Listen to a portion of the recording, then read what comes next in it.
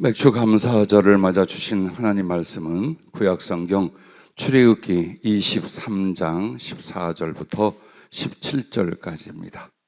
찾아서 함께 봉독합니다.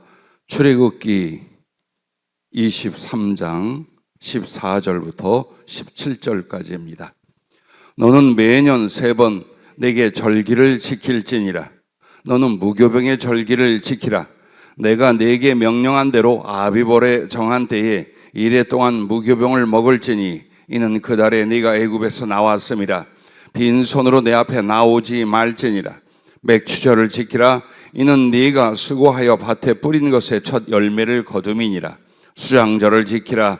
이는 네가 수고하여 이룬 것을 연말에 밭에서부터 거두어 저장함이니라. 네 모든 남자는 매년 3번씩 주 여호와께 보일지니라. 아멘.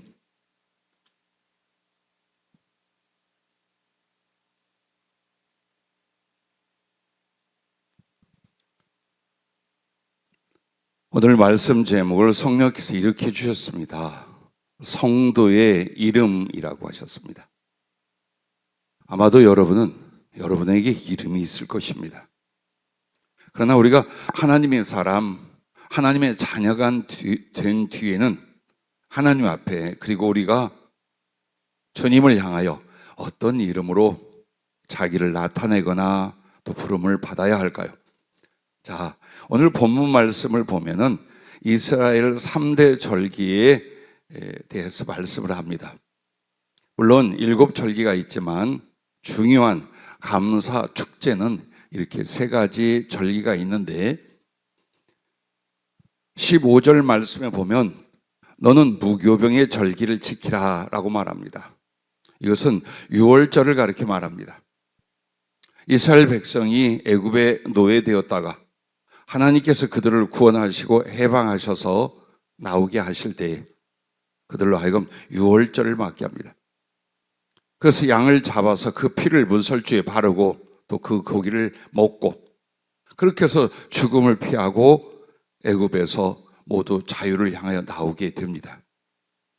근데 그 무교절이 보통 언제 있느냐면은 6월절이 금요일 날입니다. 그러면 이제 무교절은 토요일 안식일부터 한 주일간을 한마디로 누룩이 들어가지 않은 무교병, 이것을 먹으며 하나님께 감사 영광을 돌리는 절기입니다. 자, 그리고서 맥추절로 갑니다. 그런데 이 맥추절이라는 단어가 솔직히 말하면 오역입니다. 그리고 우리가 한번 이제 생각해 볼 때가 된 게 맥추 감사절이라는 것은 성경에 없습니다. 한국 교회가 맥추 감사절을 세워서 지켜왔습니다. 그럼 이게 어떻게 된 거냐? 여기서 맥추절이라는 것이 아니라 밀의 초실, 즉 밀을 처음 추수할 때 그것을 하나님께 드리는 거예요. 그러니까 밀이라든지 보리라든지 이 여름 때에 되어질 모든 것을 추수하고 드리는 것이 아니라 추수를 시작하는, 미래의 추수를 시작하는 첫 것을 하나님께 드리는 겁니다. 자, 이 사이에 뭐가 있느냐면 이 무교절에 또 처음 익은 곡식 한 단을 하나님 앞에 이렇게 흔들어서 드리는 초실절이라는 게 있어요. 근데 그때는 보리밖에 없습니다. 먼저 익는 것이 보리예요. 그래서 6월절 그 무교절에 드리는 첫 곡식 단은 보리 추수를 시작할 때 자기를 위하여 먹지 아니하고 쓰지 아니하고 하나님께 먼저 올려드리게 됩니다. 그리고 그것은 6월절은 예수님의 십자가 고난 죽음을 가리킨다면 그 보리 한 단의 열매, 결실, 그것을 하나님께 드리는 것은 바로 예수님의 부활을 상징을 합니다. 그렇게 해서 영적 구원적으로는 6월절이 그리스도의 십자가로, 그리고 그 무교절에 드려지는 첫 번째 단은 첫 열매 대신 예수님의 부활을 가르쳐 말합니다. 자, 그렇게 해서 무교절 일주일이 끝나고 거기서부터 계산을 해가지고 7 안식일이 지나가도록 기다립니다. 그래서 77이 49일이 지나 안식 후 첫날, 그러니까 주일이 되죠. 안식 후 첫날이 되는 그때에 오순절, 77절 혹은 맥추절이라고 번역된 이 절기를 지냅니다. 물론 하나님 앞에 처음 단을 초실절로 드리던 유월절에도, 그리고 이 맥추절이라 말하는 77절 혹은 오순절 이때도 곡식만 드리는 게 아니에요. 소나 양이나 기타 하나님이 정하신, 심지어는 가루와 떡 그리고 포도주까지 다 모든 것을 드리게 돼 있어요. 그러면은 이게 무엇을 말하느냐? 하나님께서 그들에게 아무것도 없는, 땅도 나라도 양식도 산업도 없는 그들에게 모든 걸 주셨어요. 그러므로 말미암아 보리가 익는 첫 번째에도 하나님께 먼저 감사를 드려 잔치를 하고 영광을 돌려드리는 것이요. 뒤이어서 읽는 이제 미래 추수 때입니다. 즉 이 맥추절이라 말하고 77절 오순절이라 말하는 이 절기는 그야말로 미래 처음 것을 수확하여 그걸 떡을 만들어서 하나님께 드리고, 또 거기에 따른 여러 가지 모든 예물을 하나님께 드리도록 되어 있습니다. 자, 이것은 또한 영적으로 성령 강림을 가르쳐 말했습니다. 오순절 예수 그리스도의 십자가 죽으심과 부활이 이제 우리에게 어떻게 전해지고 적용이 됩니까? 성령님의 오심으로 말미암습니다. 그래서 그 성령님이 오셔서 우리들을 하나님 앞에 거듭나고 구원 얻고 그 자녀로 첫 곡식으로 바치는, 첫 하나님의 말씀과 생명 얻은 생명의 떡들로 하나님께 바치는, 바로 그걸 가르쳐 말하는 겁니다. 그래서 실제로는 오순절이 맥추절이에요. 그럼 어째서 또 이렇게 오순절은 5월 달이었는데 7월 초쯤에 맥추 감사절을 지내느냐? 아마도 우리나라에 들어올 때에 우리나라가 이 농경사회였어요. 그래서 우리나라가 가을에는 추수감사절을 드리고 또 여름 추수를 마친 뒤에는 맥추감사절을 드리자, 이렇게 좋은 뜻으로 시작해 왔다고 믿어요. 그리고 10번을 1000번을 감사하고 감사의 절기를 드린들 하나님을 기쁘시게 하여 영광을 돌릴지언정 부족하고 잘못된 건 없어요. 하지만 성경에 나와 있는 맥추절이라는 걸 우리가 잘못 이해하고 한국교회가 진행을 해왔습니다. 그래서 이렇게 보리와 밀이 다 거두어지면 이제 초여름으로 들어옵니다. 그래서 이 상반기에 농사 지은 걸 감사하여가 아닙니다. 무조건 처음의 것들은 다 하나님께 감사의 제물로 드리는 것이 유월절 그 초실절로 지키는 보리단을 드리는 것과, 그 다음에 또 이어서 한 50여일 지난 뒤에는 이제 밀이 완전히 익어서 밀의 추수를 하는데 그 첫 번째 것을 가지고 하나님 앞에 감사와 영광의 절기를 돌리게 됩니다. 이렇게 해서 두 가지, 하나는 영적이고 구원적으로 우리가 하나님 앞에 어떤 은혜를 받았으며 어떻게 감사와 살의 영광을 돌려야 되는가, 그걸 가르쳐준 내용이고, 그 다음에 두 번째는 실제 삶에서 우리에게 하나님이 주신 게 아니면 아무것도 가질 수가 없어요. 모든 것들이 다 하나님으로 말미암아 주신 것이기에 이것을 내가 먼저 먹고 마시고 나의 마음대로 쓰는 것이 아니라 처음 것을, 심지어는 어때요? 자식을 낳아도 첫 아들은 하나님께 드리게 되어 있고 모든 짐승의 초태생도 하나님께 드리게 되어 있어요. 이와 같이 곡식을 거두는 그때도 하나님께 먼저 돌려드리는 진정한 믿음, 진실한 감사의 사람들이 되게 하는 겁니다. 그리고 마지막 수장절 혹은 여러분이 하는 추수감사절은 이제 이렇게 보리를 거두고 밀을 거두고 나머지 모든 작물이나 혹시 과일까지 다 이제 연말에 거두는데 그 절기가 우리 추석쯤 돼요. 실제로 이스라엘 그 날짜로는 우리의 추석쯤하고 비슷합니다. 그래서 11월 달에 드리는 추수감사절은 미국에서 지키는 걸 그대로 이렇게 가져다가 하는데, 정말 성경의 그 절기를 인용을 하고 따라보자면 그와 같습니다. 그래서 이렇게 추수감사절 혹은 수장절이라 또 초막절이라 하는 건 뭐냐면, 실제 산업과 삶에서는 이제 하나님께 주신 모든 것들을 다시 한번 뒤돌아보고 감사하며, 처음에 주신 것도 하나님이 주신 것, 그러므로 이 모든 것도 하나님이 주신 것, 그러므로 감사하여 영광을 하나님께 돌리는 거예요. 이렇게 해서 1년 농경사회 안에서, 1년의 모든 산업사회 안에서 모든 것이 하나님이 주신 것을 하나님께 감사하는 신앙의 고백이요, 감사의 사례요, 하나님께 돌리는 예배와 영광이었던 것입니다. 그리고 이 수장절, 즉 추수감사절의 영적 구원의 의미는 예수님의 재림이요, 여러분이 천국에 들어가는 걸 가르쳐 말합니다. 이렇게 해서 우리의 인생이 그리스도 예수의 십자가로 말미암아, 그 거룩한 부활로 말미암아 성령으로 예수님의 은혜를 받고 거듭나게 하여 한평생 하나님 앞에 알곡으로 추수감으로 자기를 잘 준비하며 드리다가 인생의 끝에 이제 하나님께 들려지는데, 이 내 존재가 바로 추수감사절의 감사의 예물이 되는 것입니다. 그러므로 삶과 산업 속에서 하나님의 주권과 은총을 인정하고 처음 것도 나중에 것도 하나님께 감사 영광을 돌리는 사람은 예수님이 있는 사람이에요. 그러나 하나님께 감사할 줄 모르는 사람은 그 속에 예수님과 그 은혜가 없는 사람들 뿐입니다.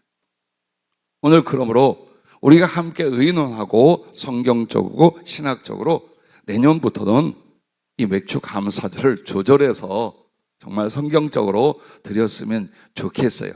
어쨌든 이렇게 해서 오늘 맥주 감사절은 실제로 오순절 혹은 미래 첫 추수를 하여 하나님께 먼저 감사와 영광을 돌리고 잔치를 냈던 77절 오순절, 이때를 가리켜서 이 맥주절이란 말이 아니라 밀의 초실, 밀을 처음 거둔 것을 하나님께 감사 영광 돌린다라는 절기이기도 합니다.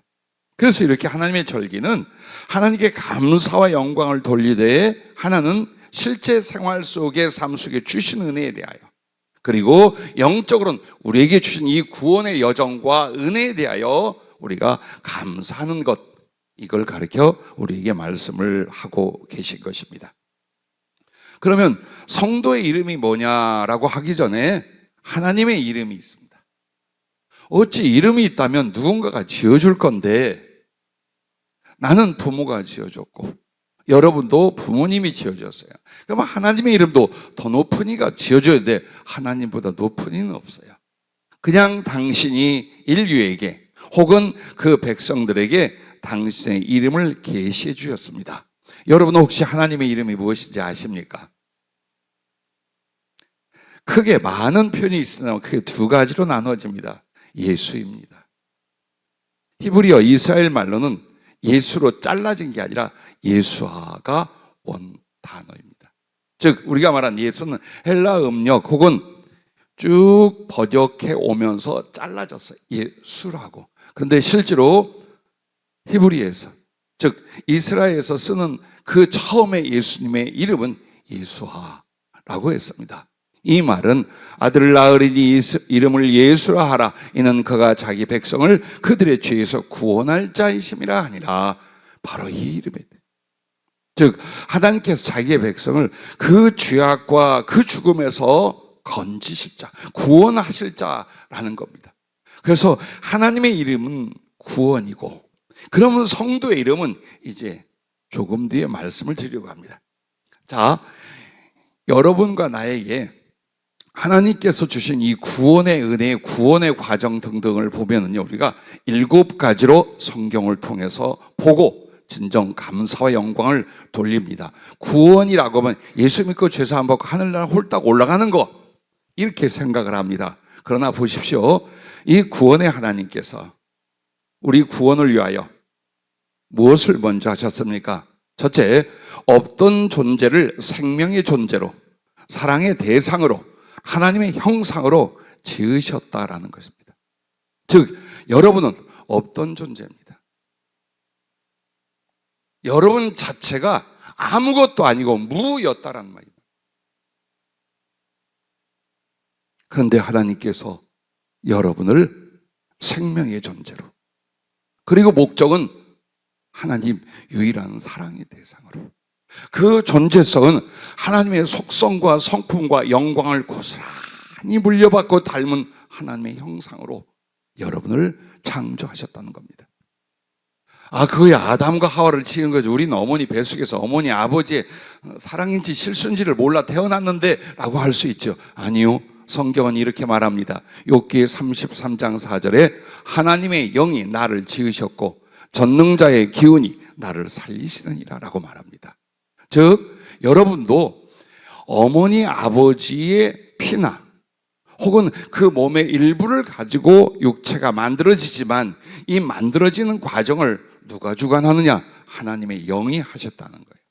그리고 하나님의 영이 우리들의 영혼을 그 육체 속에 넣어줍니다. 즉 한 인간이 어머니 뱃속에서 육체가 먼저 만들어집니다. 그리고 영혼은 사람의 뇌를 거점으로 해서 육체와 결합이 되어 있습니다. 그래서 하나님이 그 육체를 먼저 만드시되 심장과 뇌의 기능이 만들어진 뒤에 하나님 안에 있던 여러분의 영혼을 그 육체에 넣어줍니다. 그게 참 신묘막측한 게, 여러분이 그냥 생리적인 기능, 물질적인 기능과 연합으로 말미암아 우물딱쭈물딱 만들어진 게 아니에요. 철저하게 하나님의 그 전능하심과 사랑과 기뻐하심 속에서 육체도 만들어지게 하고, 그리고 그 영혼에 하나님 안에 있던 여러분의 영혼을 마치 불어넣어 주듯이 그 몸속에 넣어주셨습니다. 그래서 하나님의 목적은 바로 자기 형상, 하나님의 형상대로 사람을 창조하시는 건데, 모든 인류가 그와 같습니다. 그래서 여러분은 전혀 없던 존재, 전혀 마치 어둠뿐이었는데 빛이 그 가운데서 나타나 모든 것을 보게 하는 진리처럼, 여러분은 없던 존재에서 하나님이 존재케 하셨는데 바로 생명의 존재, 하나님 사랑의 대상, 그리고 영원히 하나님처럼 신적 존재처럼 하나님의 형상으로 살아가게 하시하여 그분이 여러분을 지으신 것을 믿고 감사를 돌려드릴 수 있기를 바랍니다. 자, 두 번째는 아무것도 없는 궁핍한 자를 가장 부유하게 하셨다는 겁니다. 여러분 생각에 여러분 태어났을 때 어땠을까요?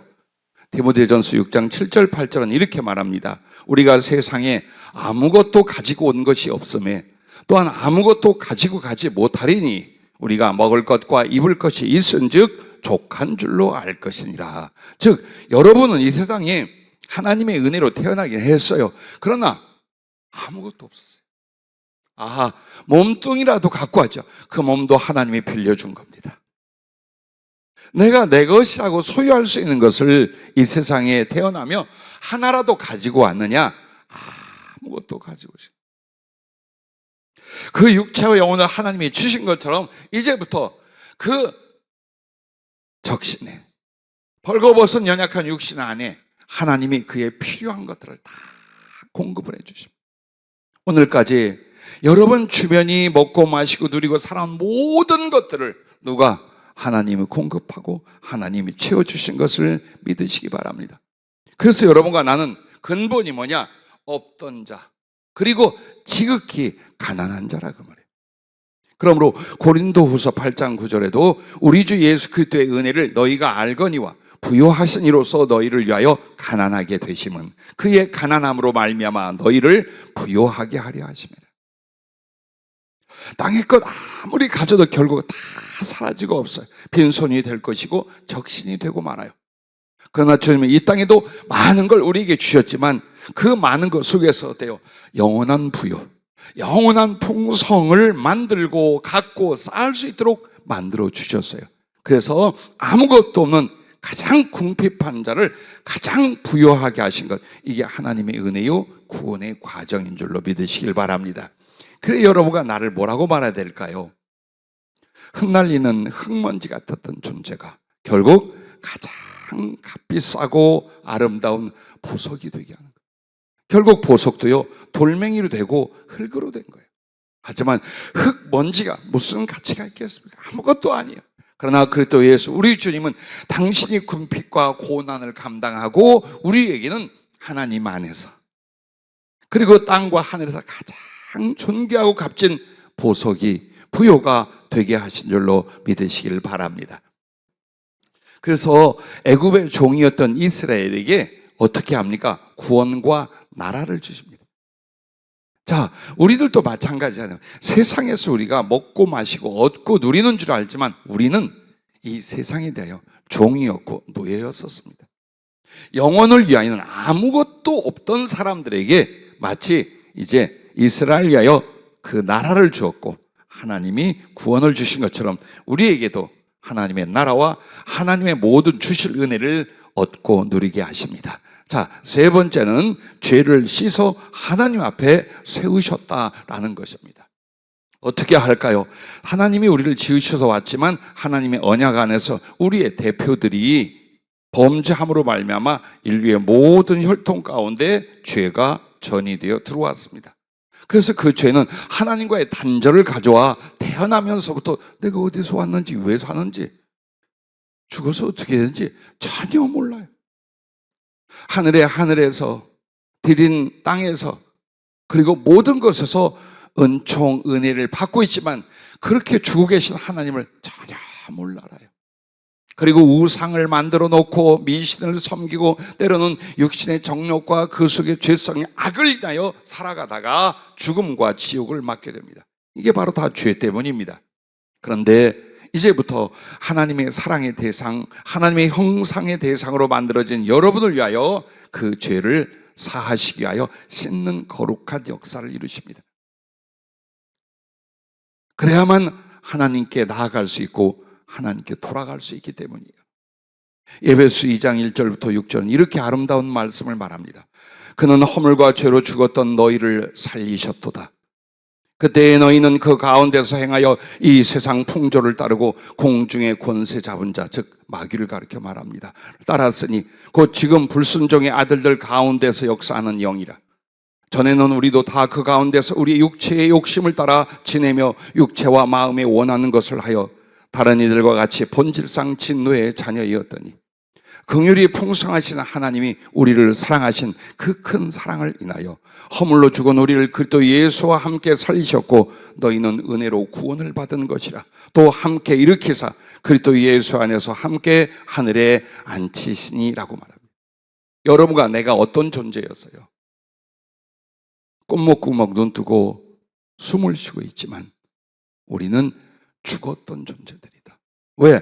생명은 하나님의 것이요 하나님 안에 있는데 하나님과 죄로 단절됨으로 말로 육체의 생명과 호흡은 있지만 존재적으로는 죽은 자였다 이 말이에요. 그래서 이 죽은 자들이 육체를 가지고 사는 동안 뭘 했느냐?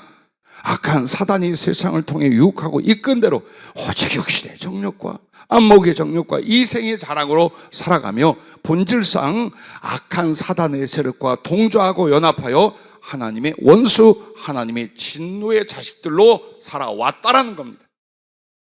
이 원수를, 이 진노의 자녀들을 위하여 하나님께서 어떻게 하냐? 말할 수 없는 긍휼을 품고 가슴속에 처음부터 가진 그 사랑을 인하여 아들 예수 그리스도를 여러분과 똑같은 육신을 입게 하시고 그리고 여러분의 죄를 예수님에게 정하여 주셨습니다.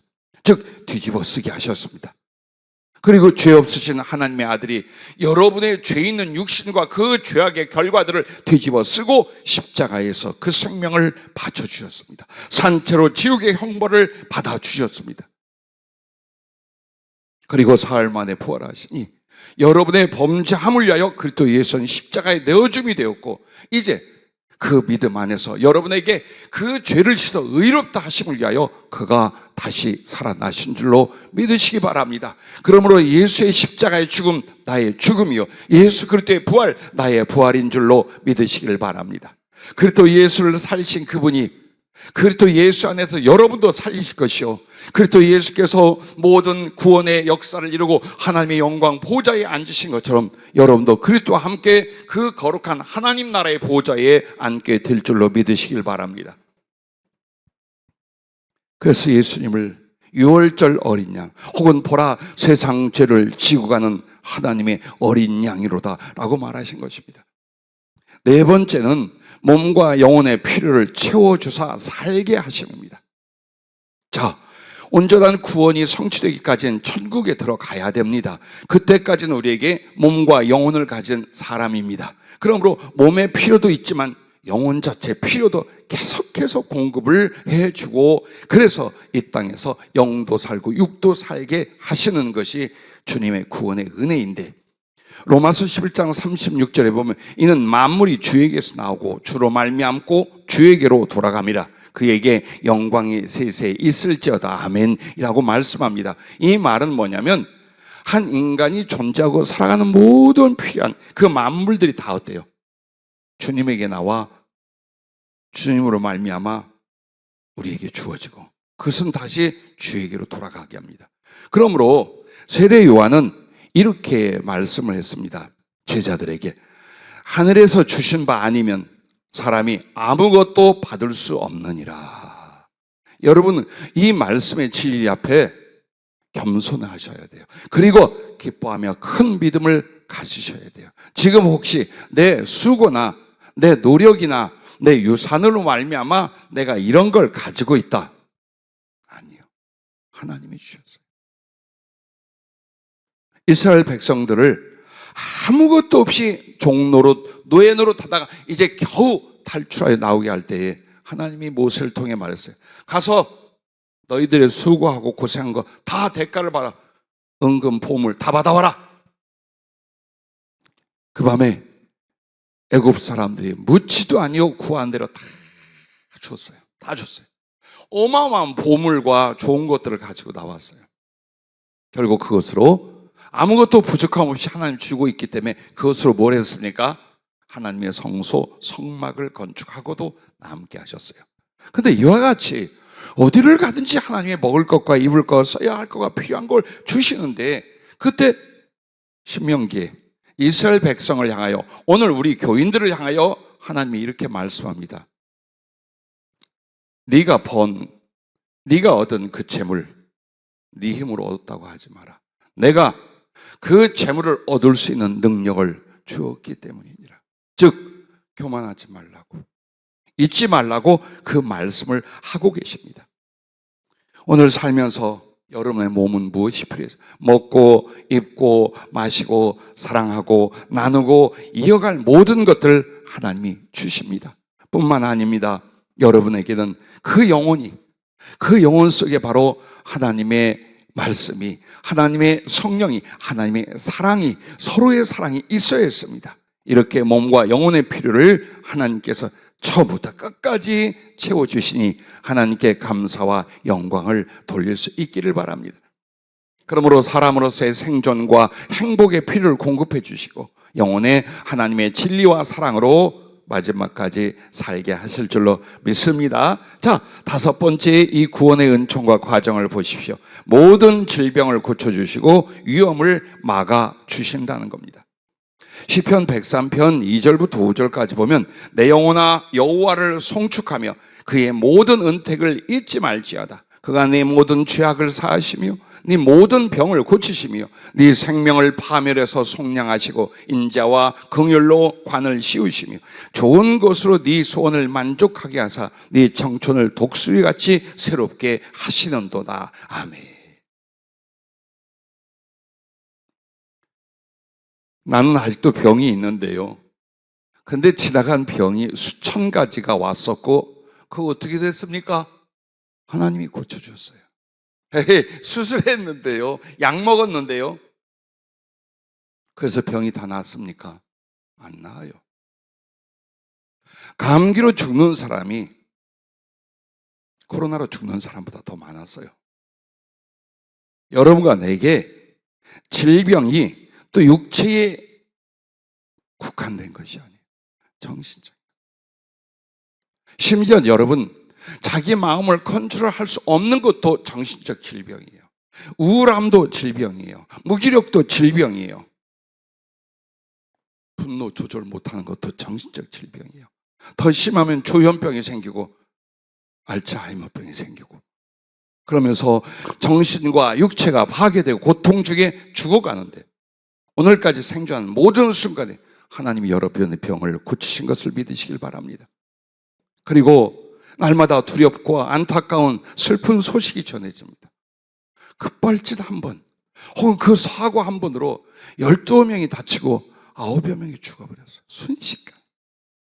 평범한 사람, 잘 사는 사람, 직장 끝내고 돌아가던 사람, 친구들과 식사 한번 하려던 사람, 그 가운데서 여러분과 내가, 특히나 차를 운전할 때마다 여러분 무슨 생각하셔요? 안전합니까? 그건 믿음이에요. 그 차가, 그리고 이 차의 환경이 어느 순간 어떻게 될지 모릅니다. 여러분과 나는 그렇게 살고 있지만 우리 주님께서 모든 위험을 막아주사 오늘까지 왔고, 모든 질병을 고쳐주셔서 여러분이 강건한 줄로 믿으시기 바라며, 앞으로도 주께서 사명을 마칠 때까지는 위험을 막아주시고 질병을 반드시 고쳐주실 줄로 믿으시기 바랍니다. 그때쯤 이야기하려다가 이번에 맥주 감사절 절기를 위하여 한 주간 감사 예배와 작정 기도를 했습니다. 다들 직장이나 일들, 또 학교 공부, 기타 많이 피곤하셔요. 9시에 오면 최소한 12시 전에 돌아가긴 어려울 만큼 말씀과 기도로, 때로는 안수로, 때로는 주님 오셔서 직접 말씀하고 여러분을 만져주셨어요.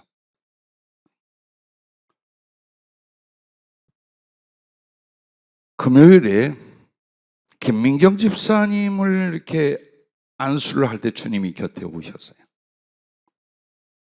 그러시고는 손을 대게 하시고 이런 말씀을 하는 거예요. 머리 뒤통수를 보여주는데 뒷골 아래쪽 왼쪽 부분에 혈관이 젓가락처럼 굵어지고 딱딱해지고 막혀가고 있었어요. 그걸 주님이 확 눌러 풀어주시면서 뭐라고 하시면, 죽을 것 살아났다. 넌 이걸로 죽을 것인데 내가 지금 치료하고 너를 살렸다. 내가 너에게 말하거니와 너 그동안 두통이 말할 수 없이 심했을 거다. 그리고 무력하고 피곤하여 네가 마음도 몸도 제대로 가누지 못했을 것이다. 너는 그것이 왜인지도 몰랐을 것이다. 오늘 내가 곧 죽을 너를 내가 살렸다 그랬습니다. 그리고 그 증거로 이 심각한 두통과 몸의 모든 기능들이 바뀌고 좋아질 것이다 이러시는 거예요. 그래서 감사하며 하나님께 영광을 돌렸는데, 그 얼마 전 김민경 집사님이 저한테 상담을 하러 와서 못하고 갔는데 함께 이야기를 나눈 이들이 점검을 요청을 했어요. 꿈을 꿨는데 자기가 죽었더랍니다. 분홍색 혼이불 같은 걸로 덮어놓고 자기는 육체를 빠져나와 거기에 있는 사람들과 자기를 보고 있더랍니다. 너무 아주 명료한 꿈이기에 심각한 마음을 가지고 잊지 않아 그것을 이제 점검하려고 했었어요. 그래 주님께 이게 무슨 꿈인가? 죽는다 그러더라고요. 그런데 죽는 것을 가르쳐 주려고 했는데 내 마음에는 아직 젊잖아. 그러니까 언젠가 너도 급작스럽게 죽을 수 있으니까 정말 깨어있어 충성해라 라고 생각을 했어요. 그래서 굳이 이게 죽을 꿈인데 말이야 라고 안 했어요. 기도하는데 주님이 그랬어요. 그냥 말해주면 우리 김민경 집사나 가족들이 반신반의할 거래요. 내가 정말 죽을 상태였나? 그리고 고쳐졌나? 라고 할 거랍니다.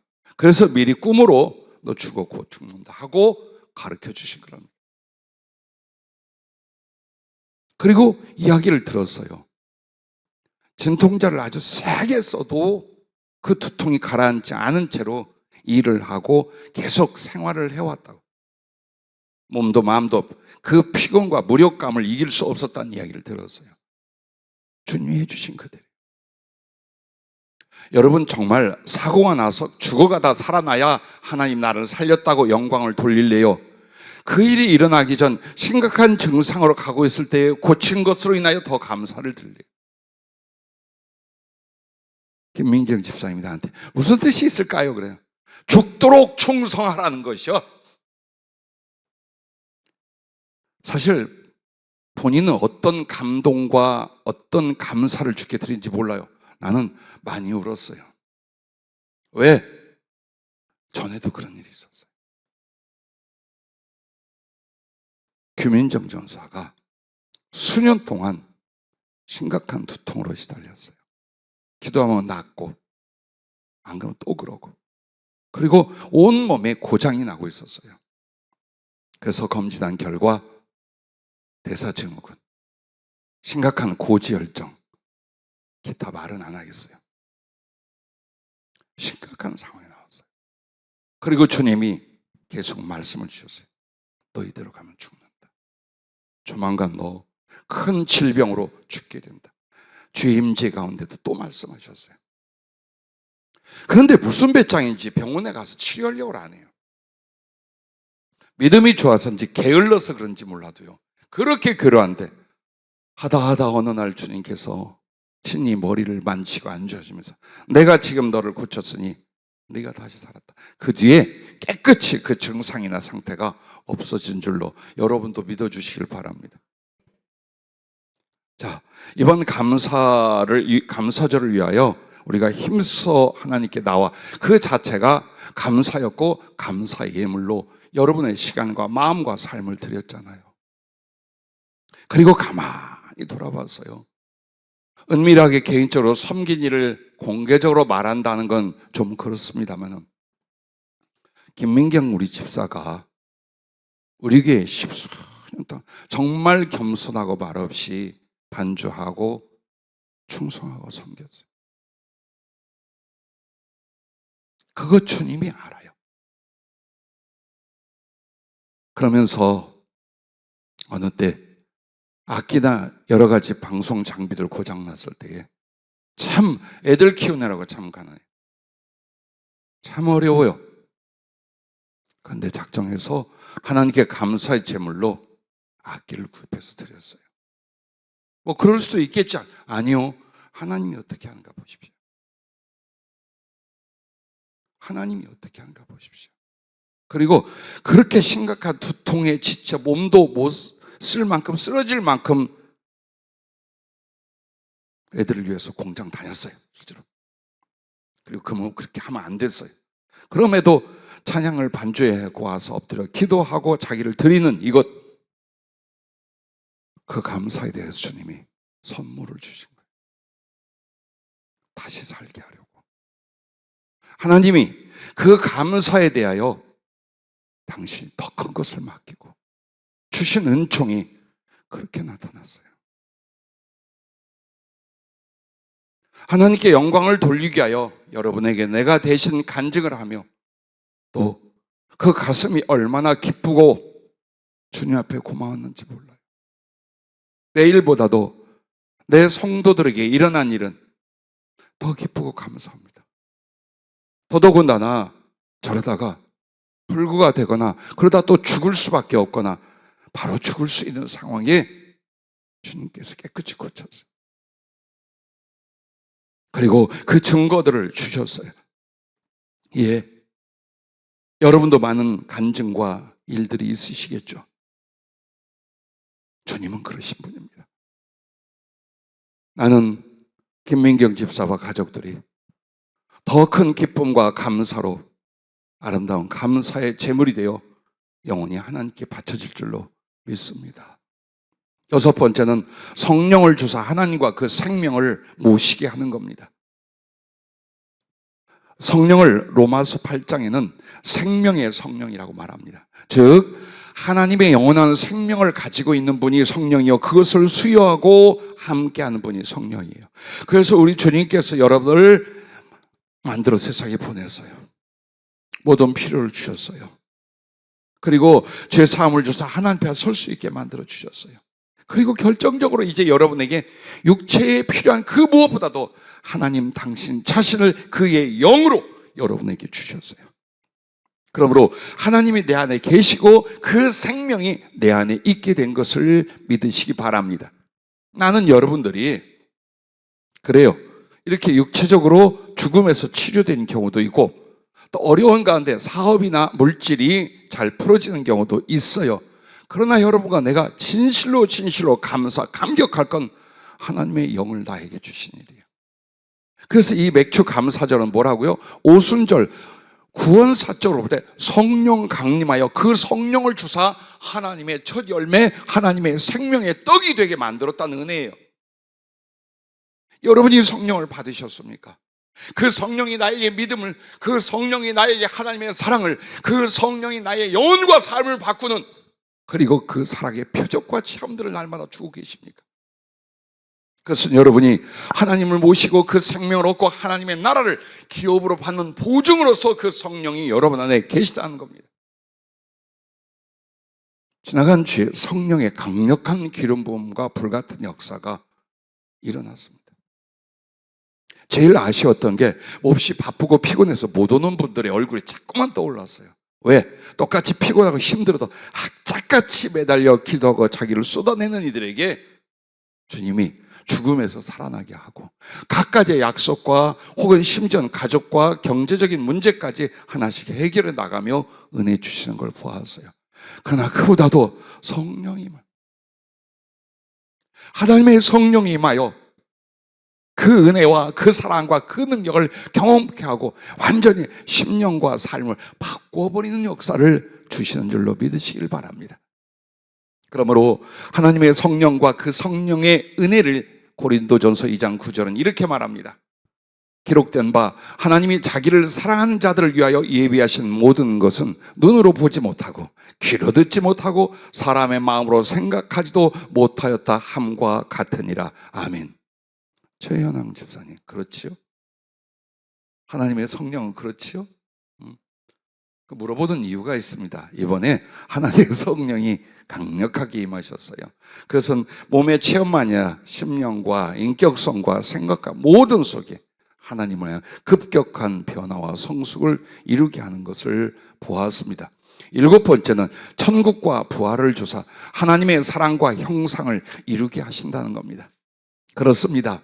여러분과 내가 아프게 살았는지 가난하게 살았는지 넉넉하게 살았는지 행복했는지 이 삶을 거치면 이제 여러분에게 어떻게 해요? 하나님 나라를, 그리고 하나님과 그 나라의 상속자로 여러분은 그 나라에 서게 될 것입니다. 천국 다녀온 이야기를 간증하고 있을 때 우리 새로 오신 유지은 성도님이 목사님 정말 천국이 있나요? 너무 신기하고 여러분 생각해요. 정말 있나? 여러분 믿는다지만 봤어야 알지. 예, 하나님 나라는 나는 수없이 보았고 하나님 나라는 이와 같고 이와 같습니다. 말만 해도 행복했던 순간이에요. 그리고 이 땅에서 모든 아픔과 수고와 우리의 부끄러움을 다 벗어버리고 이 사명을 마치고 나면 주님이 오셔서 우리의 손을 꼭 잡고 그 나라로 데려갈 것입니다. 이 땅에 있고 이 세상에 있는 것처럼 하나님의 나라가 있는 줄로 믿습니다. 이 땅에서 우리의 생명과 사랑으로 사는 것처럼 하나님 나라의 완전한 사랑과 생명과 영광과 권능으로 살아갈 줄로 믿습니다. 그러므로 천국을 이렇게 믿어 상상하십시오. 천국은 하나님의 모든 것으로 충만하며 하나님과 같은 동질성의 그 형상이 되어 누리고 이루고 나누는 곳이에요. 그리고 하나님 나라의 특성은 이 세상의 자연을 많이 닮았어요. 아니, 이 세상의 지구의 전 환경이 바로 하나님 나라를 상당히 카피한 것입니다. 그래서 사람으로 샀던 그 삶의 모든 추억과 습성과 기능 등등 속에서 악한 것과 죄로 말미암은 부정한 것만 싹 빠지고 그 위에 하나님의 전능하신 지혜, 능력, 영광, 사랑, 그걸로 가득하여 원하고 누리고 만들고 나누고 하나님 나라에 여러분이 가실 것입니다. 그리고 거기에서 여러분의 부활은 무엇인 줄 아십니까? 하나님과 가장 가까이 형상이 만들어져요. 즉 여러분이 땅에 속한 자의 형상을 입어 지금 이 모습으로 산다면 여러분은 곧 하늘에 있는 이 우리 주 예수 그리스도의 부활, 그분의 형상을 본받게 됩니다. 그렇게 해서 하나님이, 영이신 하나님이 부활로 말미암아 신령한 몸을 가져 사람이 되어주시고 육체뿐인 인간이 성령으로 구원받고 하나님 나라에서 부활함으로 말미암아 신적인 하나님의 동질적인 존재가 되어서 정말 사랑하고 연합하고 나눌 수 있는 그 거룩한 영광의 위치로 갑니다. 이것이 여러분의 구원의 열매입니다. 그러므로 여러분의 하나님의 이름은 구원, 예수이십니다. 자, 이제 여러분과 나이가 끝으로 그럼 이걸 생각합시다. 나의 이름은 뭘까? 여러분에게 로마서 8장 32절을 소개합니다. 자기 아들을 아끼지 아니하시고 우리 모든 사람을 위하여 내주시니가 어찌 그 아들과 함께 모든 것을 우리에게 주시지 아니하겠느냐. 이게 앞에 말씀드린 7가지 하나님의 은혜와 구원의 역사를 한마디로 말하자면 이거예요. 자기 아들을 아끼지 아니하시고 우리 모든 사람을 위하여 내어주시니까 어찌 그 아들과 함께 모든 것, 땅에서 필요한 것, 육의 영혼에 필요한 것, 하늘에서 필요한 것 다 주시지 않겠느냐. 이것이 바로 사랑의 하나님, 구원의 하나님, 그 은혜요. 그래서 구원이란 하나님과 당신의 모든 것을 여러분에게 내어주시는 것입니다. 그러면 여러분과 나의 이름은 따라해 주시면, 나의 이름은 감사입니다. 나의 이름은 찬송입니다. 나의 이름은 경배입니다. 예. 구성근 김성과가 아니야. 그렇습니다. 시편 50편 23절에 보면 감사로 제사를 드리는 자가 나를 영화롭게 하나니 그의 행위를 옳게 하는 자에게 내가 하나님의 구원을 보이리라 라고 말했습니다. 즉 하나님의 성도, 하나님의 자녀라면 그는 감사로 제사를 드리는 자, 즉 감사로 말미암아 자기를 헌신하고 감사로 말미암아 자기를 하나님께 예배로 드리고 감사를 위하여 자기를 예물로 바치는 사람들. 그래서 성령이 그렇게 말씀해 주는 거예요. 하나님의 이름은 구원, 성도의 이름은 감사이니라. 이렇게 이 설교의 말씀을 시작하시고 주신 것입니다. 여러분과 나를 구원하시고 이토록 사랑하시고 이 은혜를 주신 하나님의 목적이 있습니다. 에베소서 1장 12절에 이는 우리가 그리스도 안에서 전부터 바라던 그의, 즉 하나님의 영광의 찬송이 되게 하려 하심이라. 그렇습니다. 여러분에게 그렇게 은혜와 사랑을 베풀어 하나님과 하늘나라까지 다 주시는 이유는 그분의 영광의 찬송이 되게 하는 거예요. 그게 감사해요. 그게 감사해요. 그래서 여러분과 나에게 주님이 이런 말씀했어요.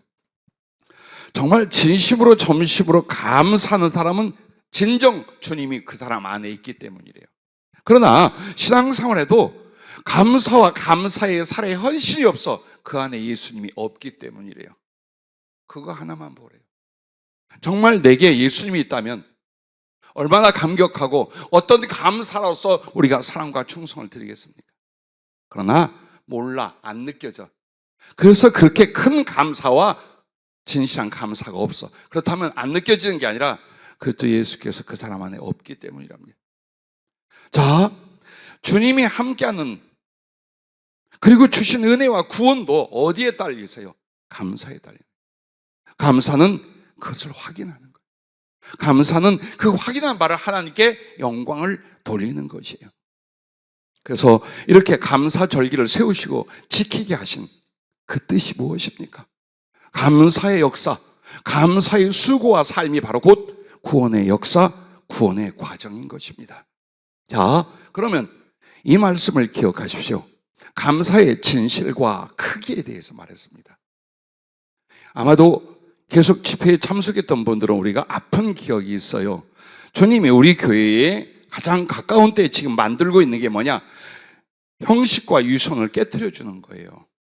지금 우리들이 가지고 있는 나는 믿음이 있어, 나는 하나님을 사랑해, 나는 사명이 있어 라고 하지만 그것이 형식과 유선으로 덮여 있다면 그걸 깨트려 주시는 거예요. 즉 진심과 전심이 나오게 하는 거예요.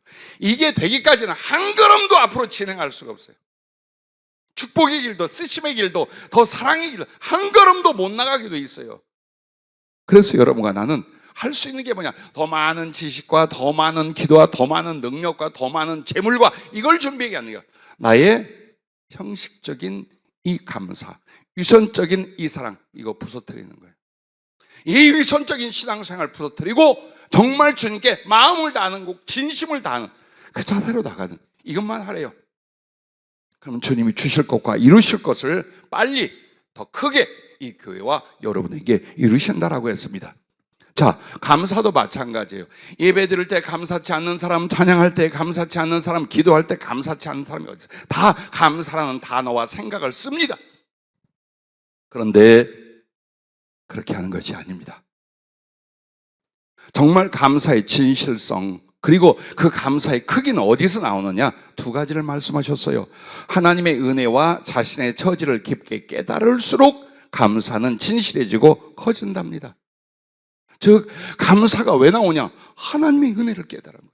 그 사랑을 철저히 이해하고 느끼기 시작한 거예요. 이게 있어야만 진짜 감사가 나온다 이 말이에요. 그러니까 감사가 그 사람의 열매라는 거예요. 지금 감사 왜 못하느냐? 없어 속이. 어쩌라고? 예, 이해합니다. 강요만 합니다. 어쩌겠어요. 그런데 정말 우리의 감사의 진실과 크기는 내가 계속해서 그 말씀을 가까이 하고 기도하고 나에게 순종하고 당신 사모하면서 점점 그 사랑과 은총과 그 거룩한 나를 돕는 섭리들과 나를 향한 사랑의 꿈과 계획 등들을 다 경험. 여기에서 여러분 어때요? 감사의 깊이가 나. 반면 하나님의 사랑과 은혜는 이와 같은데 나는 얼마나 비참한 존재인가, 나는 얼마나 악한 존재인가, 나는 얼마나 보잘것없는 존재인가를 깨닫는 거예요. 이걸 통해서 여러분은 감사의 이유와 감동이 여기서 일어납니다. 그리고 그 감사의 이유를 가지고 거룩한 감격을 할 때 여기서 주님을 향한 사랑이 나오고 감사의 사례를 위하여 진실한 충성이 나오게 되는 것입니다. 청년들을 꽤 사랑하고 기대합니다. 또 사명자 우리 성도님 한 분 한 분들이 그저 교회만 이렇게 좀 다니다가 위로만 좀 받다가 그냥 하늘나라 가는 원하지 않습니다. 정말 더 나은 믿음과 더 큰 사랑과 더 진실한 하나님의 쓰실 충성에 다 되기를 바라요. 그런데 제일 중요한 게 있습니다. 감격입니다. 주님 사랑과 은혜의 감격이 얼마나 깊게 뜨겁게 발현되고 있는가. 그게 믿음이 되고 그 감사가 사랑이 되고 죽도록 충성이 거기서 나와요. 돈 아닙니다. 체험 아닙니다. 내가 경험하고 내가 체득한 거예요. 그럼 이 마음속에 정말 주님의 그 은혜와 사랑에 감사의 감격이 일어나요. 이 감격이 살고 죽는 일을 주 앞에 하는 거예요. 사랑하는 우리 젊은 청년들과 사명자들, 주님의 종들과 하나님께 행여라도 쓰임받기를 원한다면 명심하십시오. 여러분 속에 하나님의 은총과 사랑에 대한 그 거룩한 감사의 감격이 여러분을 싸고 있는지 아니면 죽어 있는지를 보십시오. 그걸 보셔야 돼요.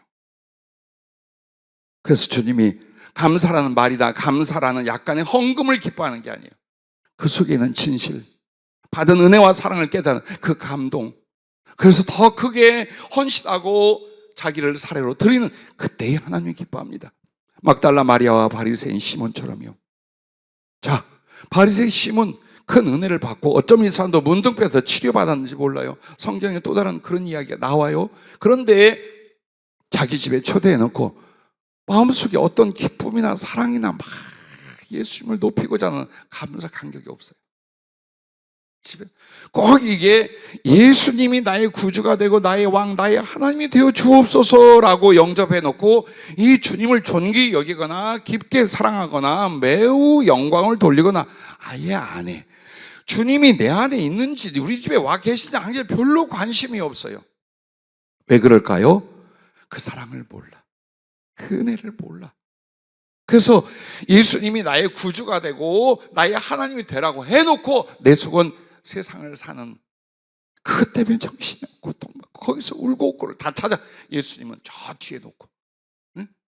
이래서 우리에게 바리새인 시몬 같은 신앙생활을 하는 거예요. 그러나 그 속에 주님의 사랑과 은혜를 깨닫고 감사하는 그 감격은 어떻게 만듭니까? 눈물 없이 살 수 없어요. 멸시받는 주님의 발을 잡고 펑펑 울어 발 씻을 물이 아니라 자기의 눈물로 그 발을 적시고 수건 대신 자기의 머리털을 풀어서 주님 발을 닦아드려요. 다시는 얻을 수 없는 값진 향유를 깨어서 예수님 발 위에 부어드리고 거기에 입맞추기를 쉬쉬합니다. 하염없이 흐느끼며 영혼도 생명도 모든 존재도 감사의 제물이 되기를 기뻐하고 사모하는 이 여인을 향하여 주님이 이렇게 말합니다. 저의 죄가 사해졌다. 왜? 사랑함이 많음이라. 여러분이 죄 사함을 받았다면, 여러분이 구원을 얻었다면, 여러분이 하나님의 생명이 있다면 그것은 여러분에게 진정 하나님을 향한 사랑이 많기 때문이에요. 그 외엔 이유가 없어요. 그러면 도대체 사랑이 많다, 이 사랑이 어디서 온 건가?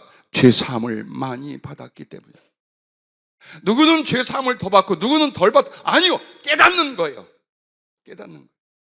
내가 어떤 죄인이고 이 죄를 사하게 하여 우리 하나님께서 무슨 일을 하셨는지, 그리고 예수 그 십자가를 통해 나 같은 거 하나를 위하여 어떻게 하셨는지를 더 깊게, 더 진실하게, 더 온전히 깨닫는 사람이 더 많은 죄를 사함받은 걸 경험해요.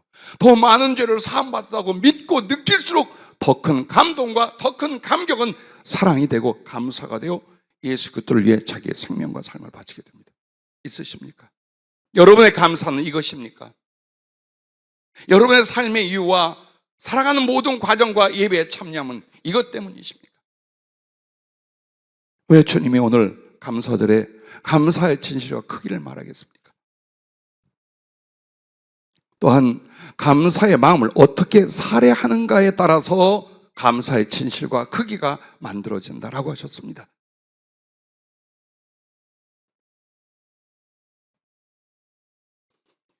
참 위험한 게 이거예요. 고맙지, 참 감사하지, 마음뿐인 감사는 고백이 없을 때, 즉 하나님께 감사 찬송하고 간증하는 고백이 없을 때 형식이 되어버린답니다. 그리고 말뿐인 감사는 행위의 감사가 없을 때에 유선이 되고 만답니다. 이게 비밀이었던 거예요. 나 진짜 하나님께 감사한데, 근데 그게 돼요. 마음에만 있어. 한 번도 이 마음을 찬송으로 고백으로 표현하고 남들 앞에 받은 바 은총과 사랑을 간증하여 하나님께 영광을 돌리려 하지 않아. 그러므로 이 마음속에서 그게 뭐예요? 형식적인 감사, 식어져 버리는 믿음이 되고, 그래서 내가 또 하나님께 열심히 감사를 고백하고 찬송하고 남들 앞에 내게 하나님이 이런 은혜를 주셔서 내게 이런 다 했어요. 근데 뭔가 자꾸 찜찜하고 약하고 어두워져. 왜? 감사는 마음과 말로 끝나는 게 아니에요. 살해하는 거예요. 감사란 고마움을 느끼다라는 단어예요. 그러나 살해는 뭘까요? 은혜에 대하여, 혹은 감사할 일에 대하여 충분히 선물을 드리거나 그것을 행위로 표현을 해드려서 보응하는 것이 살해예요. 그러므로 감사라는 말과 마음이 아니라 그 감사의 마음과 말과 함께 여러분 어때요? 자기를 예물로, 감사의 사례로 자신의 것을 드릴 수 있어야 돼요. 그때만이 그 감사가 진실되고 정말 커지기 시작합니다. 그리고 그것은 이제 하나님이 그 감사를 통하여 내게 부을 복의 근원이 되는 것입니다. 아파하지 말고 들어주십시오. 우리 솔직히 말합시다. 우리가 만나기 전 전부 다 가난했고 어려웠어요. 그래서 가난하고 어렵다라고 생각할지 몰라요. 나는 그렇게 보지 않아요. 여러분에게 엄청난 축복이나 변화나 성장의 역사가 영적으로 물질적으로 삶의 어떤 하나님을 위한 사역이 일어날 수 있었어요. 우리는 이렇게 말합니다. 하나님께 훈련받고 연단반이라고 지금 낮아지고 궁핍하다. 아니요, 잘 생각해 보세요. 어떻게 감사하고 살았는가 보세요. 주차하게 사랑하는 여러분, 하나님을 향한 감사가 어떻게 드려지고 있었나 보십시오. 그 감사의 크기와 진실이 하나님을 향해 어떻게 드려지고 있었나 보십시오.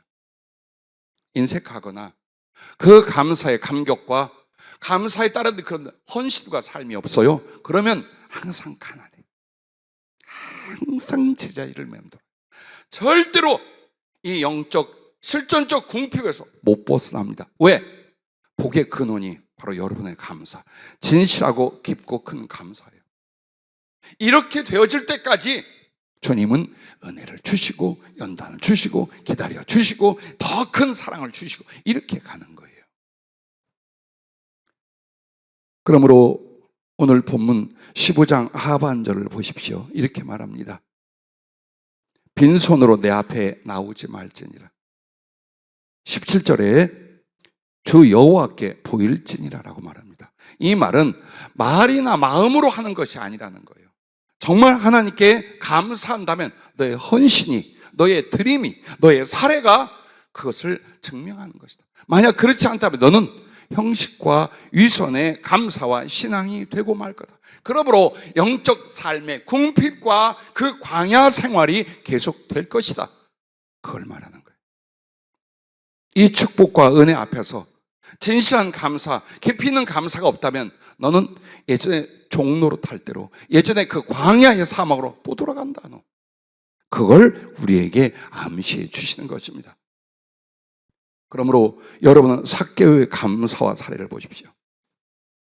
많은 사람이 예수님을 만났습니다. 삭개오도 자기 마을에 예수님이 온다는 걸 알고 작은 키로 말미암아 나무 위에 올라가서 체면 불구하고 예수님을 앙망하고 있었습니다. 그의 마음과 그가 어떻게 성전에 올라가 회개하며 기도하는 걸 아시는 주님이 삭개오야 내려오너라. 오늘 내가 너희 집에 머물러야겠느니라. 우리 집이 좀 비좁은데요. 청소가 안 되는데요. 그러지 말고 주님, 저기 잘 사는 김집사네 집에 가 계시면 제가 선물 들고 갈게요 라고도 할 수 있는데 얼마나 기뻐하고 즐거워했는지 모른다고 합니다.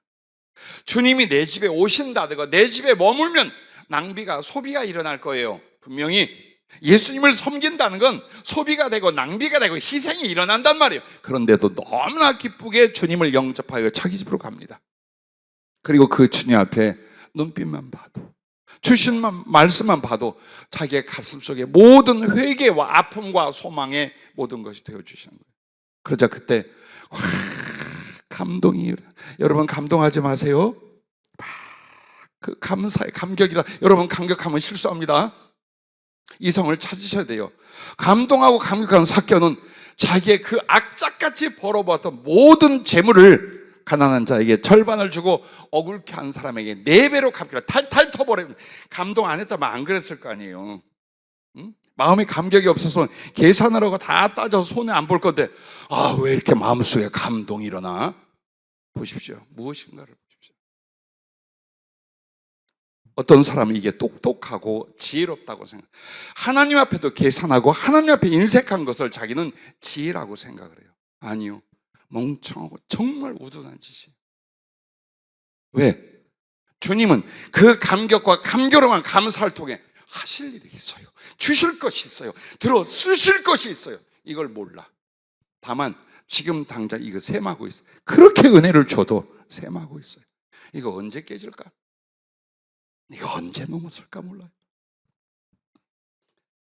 그 뒤에 삭개오에게 일어난 일은 반복해서 말하지 않겠습니다. 2렙돈 드린 과부의 사례. 그래요? 여러분과 내가 가난합니까? 그럼 이 여인을 봅시다. 누가복음 21장 1절부터 4절에 보면은 예수께서 눈을 들어 부자들이 헌금함에 헌금 넣는 것을 보시고 또 어떤 가난한 과부가 2렙돈을 넣는 걸 보시고 이르시되 내가 참으로 너희에게 말하노니 이 가난한 과부가 다른 모든 사람보다 많이 넣었도다. 저들은 그 풍족한 중에 헌금을 넣었거니와 이 과부는 그 가난한 중에 자기가 가지고 있는 생활비 전부를 넣었느니라. 왜? 분명히 양이 달라요. 부자들이 한 헌금이 몇십 배, 몇백 배 될 수 있어요. 근데 주님의 마음과 감동은 거기 없어. 한 여인이 라면 2개 값 정도밖에는 못했어요. 근데 주님이 너무 기뻐하고 감동하사 제자들에게 자랑을 했어요. 그 이유가 뭐예요? 그 가난한 중에서 자기가 가지고 있는 생활비 전부를 힘을 다하고 힘에 지나도록 했어요. 마음을 다하고 힘을 다하고 목숨을 다한 그 감사가 예수님을 울리고 예수님을 기쁘시게 한 거예요. 그래서 여러분과 나는 이런 봉사, 저런 신앙생활이 아니에요. 주신 그 사랑과 은혜 때문에 나 주님을 기쁘시게 하여 그 마음에 감동을 좀 드리자, 그 생각을 해요. 무엇이 예수님을 감동시킬 수 있을까? 무엇이, 어떤 행위가 예수님이 나를 바라보며 눈물 흘리실 수 있을까? 이 사랑의 소원, 이게 여러분과 나의 것이 될 수 있기를 바랍니다. 이렇게 진실하고 큰 감사는요, 하나님을 매우 기쁘시게 합니다. 그래서 제가 자주 말씀드려요. 주님은 어떤 분? 기쁨파예요. 한번 누군가를 인하여 기쁨을 얻으셨죠. 한번 누군가를 인하여 마음에 감동이 오셨죠. 그때 베푸는 게 뭘로 나타나? 기적이라는 거예요. 와, 기적이 일어났네. 우리 김명지 기적이에요. 정 안 믿어 좀 가서 CT나 MRI 찍어봐. 남아있는 게 있으니까. 다이더마 보니까 치료되고 해서도 남아있더라고요. 그 흔적들이 남아있더라고요. 자, 정말 여러분과 내가 하나님을 기쁘시게 할 때, 당신도 그래요. 그 작은 우리의 섬김이나 감사에 살아가지고 막 좋아서, 저 어려운 것이, 저 힘든 것이 세상이 내게 이렇게 좋아, 그때 가면 어때요? 가서 은혜를 주고 사랑을 주는데 그게 기적으로 일어나게 돼요. 기적으로 일어나게 돼 있어요. 그래서 2달란트, 5달란트 받은 종들이 그걸 받았어요.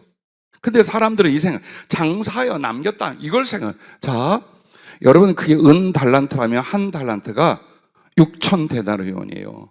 그 말은 숙련된 그 일꾼이 하루 일당이 1데나리온이에요. 그러면 6,000일 동안 받는 일당이에요. 그것은 16년 동안 계속 그 일을 하는 거예요. 요즘 건축 일도 20만 원, 25만 원 이 얘기 들었어요. 일당이. 그게 1달란트예요. 만약 금이라고 하면요, 약 지금으로 20억이 넘어요. 그것을 주인이 누구에게? 종에게 줬어요. 아무 소유도 주인이 돕지 않으면 생활할 수 없는 무일푼, 가장 가난하고 권리와 주권이 없는 종에게 줬어요. 주면서 네 마음대로 그걸로 생활도 하고 쓰면서 대신 한번 남겨봐, 아주 멋지게 한번 사업해봐 하고 줬어요. 근데 그 감사함으로 말미암아 열심히 가서 장사하고 이래가지고 2은 넷으로, 5은 10로 남겼어요. 이게 감사예요. 이게 감사한 거예요. 그런데 1달란트 받은 쪽은 감사함이 없어. 왜? 저쪽을 보고 난 하나? 아니, 아무것도 없는 이 종에게 20억 상당을 주면서 먹고 마시고 쓰고 한번 사업해보라는데 저쪽 남의 떡을 보고 내가 또 이거로 나중에 어떻게 당할까? 주인에 대한 사랑도 믿음도 없어요. 그러므로 그것으로 감사의 사례, 감사의 헌신을 알고 땅에다 묻어둬 버려요. 이렇게 사는 신앙인이 될래요?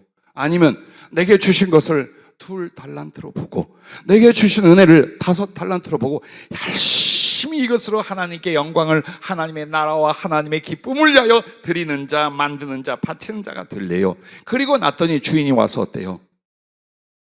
그 충성된 종들의, 네가 적은 것으로 충성하였으니 내가 큰 것을 맡기고 넌 주인의 기쁨에 참여할 것이다. 이게 바로 하나님께 진실로 크게 감사한 사람들에게 주님이 상상할 수 없는 더 큰 것으로 축복하시고, 그리고 당신과 그 종, 그 성도 사이에 말할 수 없는 사랑의 친밀함과 기쁨을 가지고 신앙생활하다가 하늘나라 가서 그 자리에 두겠다는 거예요.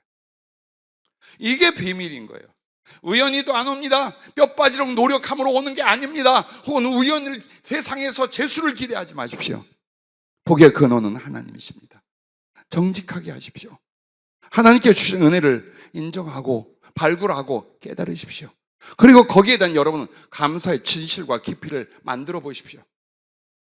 형식과 이손의 신앙생활과 그 감사를 벗어나 보십시오. 정말 진실로 해보려고 하십시오. 하나님이 어떻게 하시는가? 그렇게 해서 주님은 기도 응답과 형통과 축복과 들어쓰심을, 하나님을 기쁘시게 함에 대한 더 큰 은혜입니다. 이게 그거를 맡긴다는 겁니다. 기도 응답, 여러분 따질 수 있어요. 아, 기도했는데 왜? 여러분, 기도 응답은 기계가 아니에요. 토큰 넣고 버튼 눌러서 나오는 상품이 아니에요. 기도는 하나님을 기쁘시게 하는 사람들에 대한 응답과 선물이에요.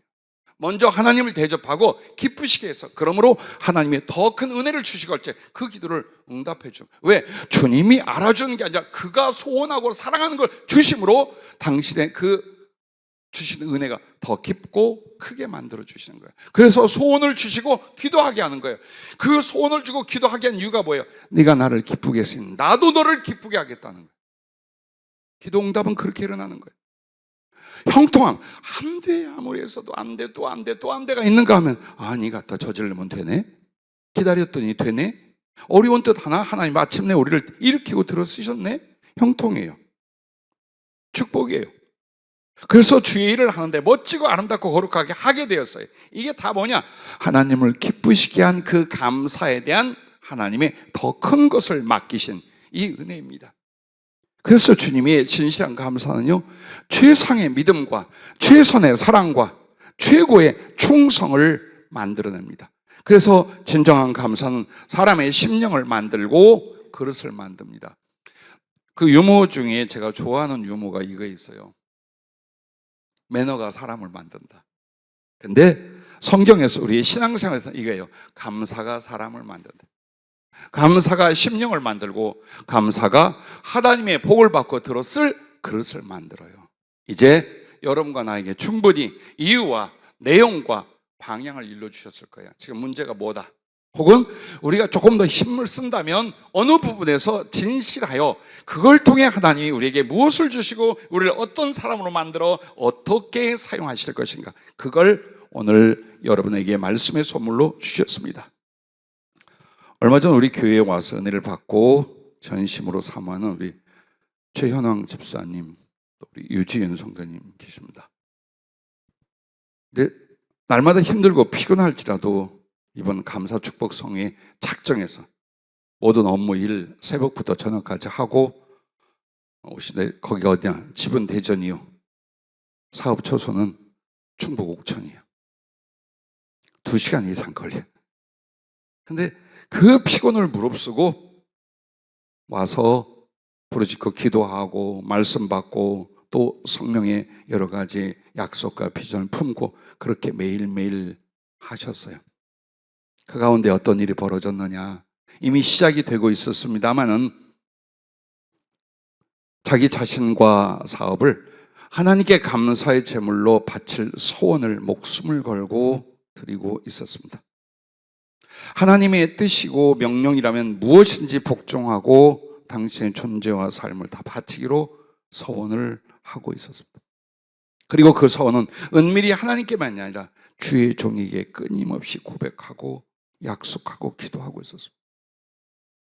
금요일날 성령이 머리부터 발끝까지 불같이 강력하게 성령이 임하고 깊은 하나님의 사랑과 은혜를 경험하고, 그렇게 봐서 속의 평안과 성품의 거룩한 변화가 급격하게 일어나더라는 간증이에요.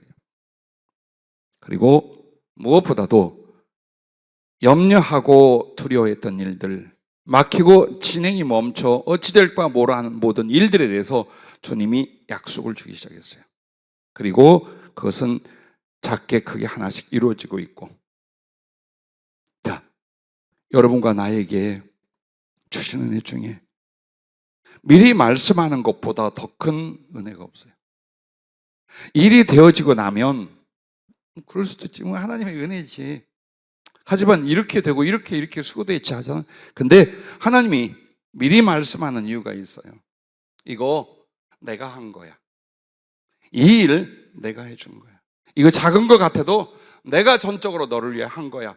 그것을 가르쳐주고 믿고 영광을 돌리게 하게 하여 미리 말씀을 해요. 기도 중에 여러분에게도 해당이 될 거예요. 저 최집사에게 가서 꼭 말해줘라. 내일 사업에 관한 좋은 소식과 연락이 분명히 있을 것이다. 반드시 전해주라. 마음이, 용기가 갑자기 안 나요. 왜? 많이 어렵고 사모하고 있는 과정에 정말 이 희망을 주는 말은 큰 위로가 되지만, 혹시 주님, 내가 이거 너무 안타까워 생각하고 위하여 기도하다 보니까 내가 들은 소리가 아닐까요? 아니다. 가서 꼭 전해라. 주님, 이거 정말 주님이 주신 말씀 맞죠? 내가 너한테 언제 허튼 소리 하더냐? 그러면 그렇게 믿겠어? 아니, 가서 전해라. 자, 가끔 그런 일들이 있어요. 자신 있게 말하기도 하지만 내 마음속에 행여 안 되면, 행여 주님이 말씀하신 것이 그 믿음대로 그때 안 되면 이게 오는 거예요. 왜? 너무 급하고 필요해서. 그때 가서 지금 말해라. 그래서 가서 저기 집사님 내일 서울과는 좋은 소식이 있을 거랍니다. 예, 갔어요. 다음날 하루 종일 기도하면서 기다렸어요. 연락이 없어. 저녁 집회 올 때까지 열렸고 기도회가 끝났을 때까지 아무 말씀이 없어. 내 염려가 그대로 됐나 보다. 주여, 어떻게 된 것이옵니까? 그랬더니 충북도지사가 이렇게 계획을 세고 이렇게 진행하고 있고, 그 다음에 오늘 2번 전화 통화가 있었다고 시커먼 전화를 누군가 이렇게 들었다 놓은 걸 보여주죠. 그래서 이야기를 했어요. 그랬더니 전화 통화를 했어요. 그게 뭐냐면 중소기업에 이렇게 지원해 주는 게 있어요. 그게 수십억 단위가 될 거였어요. 꼭 그게 필요했어요. 그런데 서류를 냈는데 떨어졌어요. 안 됐어요. 정말 분명히 될 만한데 안 됐어요. 자, 그리고 이제 막막합니다. 그런데 갑자기 그쪽으로 다시 전화를 하고 연락을 했대요. 그랬더니 그쪽에서 하는 말이 사업 자체나 혹은 실적이나 기술이나 이 문제가 아니라 서류를 보냈는데 9번까지 보내야 되는데 7번까지만 써가지고 왔더래요. 그걸 담당자가 8번, 9번을 뺀 거예요. 그래서 떨어졌어요. 근데 이게 어째서 기가 막히게 좋은 소식이라고 하느냐? 그건 주님이 이것을 작성하여 다시 내면 주님이 연말 안에 이것을 하겠다고 그랬어요. 만약에 그걸 몰랐으면 못했죠. 신청을 못했겠죠. 낙심하고 아파하면서도 구하지를 못했겠죠. 그러나 주님이 그것과 함께 또 한 가지가 있을 것이다 라고 하는, 나는 믿어요. 작은 일에서 큰 일까지 우리 성도님 한 분 한 분 혹은 한 업체나 주님을 위하여 품 꿈이 있는 사람들이라면 주님께서 이 교회를 통해서 주신 7개 이상의 선교 사업, 선교 기업을 세우겠다고 했습니다. 그러므로 동강과 그리고 이 에이스 멀치와 그리고 여러분 아직 한 번도 못 봤습니다만 GMG라는 글로벌 미디어 그룹 유리나 회장이 있습니다. 그이도 사실 기도받고 죽고 있다가 살아나서 거룩한 헌신과 감사의 그 뜻으로 끝까지 같이 하는데 바로 똑같은 부분. 똑같이 땅과 농업과 생명을 살리는 일들, 가난한 사람과 못 먹는 사람들을 먹이는 일들, 교회를 세우고 세계 선교를 위하여 이렇게 헌신하고 바치는 일들, 전부 다 여기에 들어 말하지 않아도 2-3팀, 2 회사가 더 있습니다. 그러나 주님이요, 만드는 게 있어요. 물질을 주어서 주의를 하게 하지 않습니다.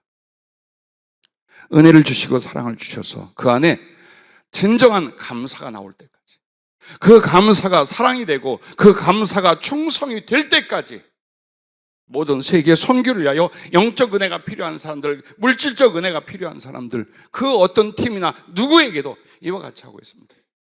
그리고 그것은 얼마나 빨리, 얼마나 크게, 얼마나 유용하게 하나님이 들어 쓰실 거냐가 결정이 될 것입니다. 부디 주의 이름으로 여러분에게 간곡히 부탁합니다. 그리고 이 말씀은 여러분에게 비밀의 지혜가 될 것입니다. 기도하겠습니다.